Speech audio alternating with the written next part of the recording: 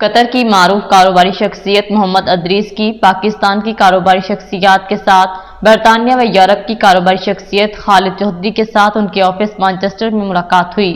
مزید احوال اس رپورٹ میں۔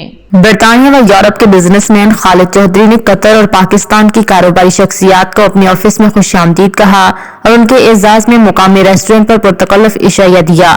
وفد نے قطر سے پراپرٹی اور ٹریڈنگ میں کامیاب بزنس مین محمد ادریس، پاکستان بھر میں کمرشل پلازا اور پراپرٹی کی معروف کاروباری شخصیات عزیز اللہ خان اور فواد الحق شامل تھے۔ ملاقات میں مانچسٹر کی معروف فرم پراک اکاؤنٹنسی کے ڈائریکٹر چارٹرڈ اکاؤنٹنٹ عبدالباسط بھی موجود تھے۔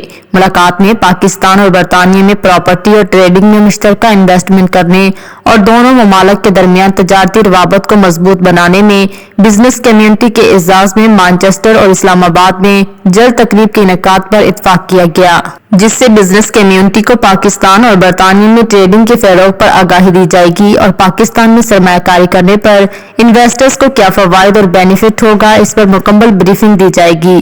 بزنس مین محمد ادریس، عزیز اللہ خان اور فواد الحق نے خالد چوہدری کا مہمان نوازی اور پرتکلف عشائیہ دینے پر دل کی اتھاہ گہرائیوں سے شکریہ ادا کیا۔